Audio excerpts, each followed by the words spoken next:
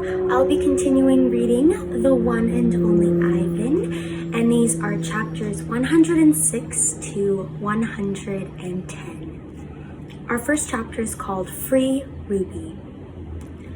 Every day there are more protesters and cameras with bright lights. Sometimes the people carrying signs shout, "Free Ruby! Free Ruby!" "Ivan," Ruby asks, "why are those people yelling my name? Are they mad at me?" "They're mad," I say, "but not at you." A week later, the inspecting man comes back with a friend, a woman with smart dark eyes like my mother's. She has a white coat on and she smells like lobelia blossoms. Her hair is thick and brown, the color of a rotten branch teeming with luscious ants. She watches me for a long time.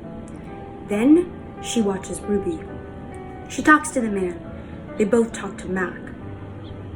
The man gives Mac a sheet of paper. Mac covers his face. He goes to his office and slams the door. New box. Something strange is happening. The white-coated woman is back with the other humans. They place a large box in the center of the ring. It's Ruby-sized. And suddenly I know why the woman is here. She's here to take Ruby away. Training. The woman leads Ruby to the box. She places an apple inside. "Good girl, Ruby," she says kindly. "Don't be afraid." Ruby inspects the box with her trunk. The woman makes a clicking sound with a little piece of metal she's holding in her hand. She gives Ruby a piece of carrot. Each time Ruby touches the box, she gets a click and a treat. "Why is she making that clicking noise?" I ask Bob.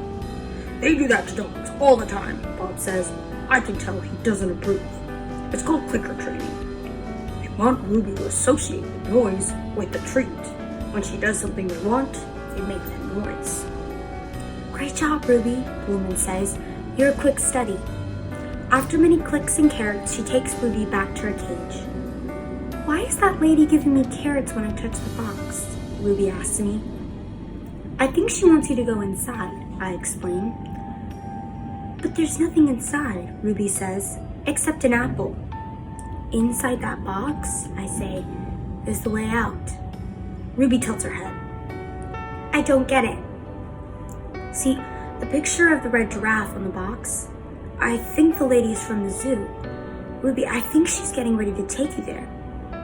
I wait for Ruby to trumpet with joy, but instead, she just stares at the box in silence. "I'm not sure you understand. That box might be taking you to a place where there are other elephants," I say, "a place with more room and humans who care about you." But even as I say these words, I remember with a shudder the last box I was in. "I don't want a zoo," Ruby says. "I want you and Bob and Julia. This is my home." "No, Ruby," I say. "This is your prison." Poking and prodding. The lady comes again. She brings an animal doctor with an awful smell and a dangerous-looking bag. He spends an hour with Ruby, poking and prodding. He looks at her eyes, her feet, her trunk. When he's done with Ruby, he enters my cage. I wish I could hide under a knot tied like Bob. Instead, I do a nice, loud chest beat, and after a moment, the doctor retreats. "We're going to need to put this one under," he says. I'm not quite sure what he means, but I strut around my cage feeling victorious anyway. No painting. No one asked me to paint today.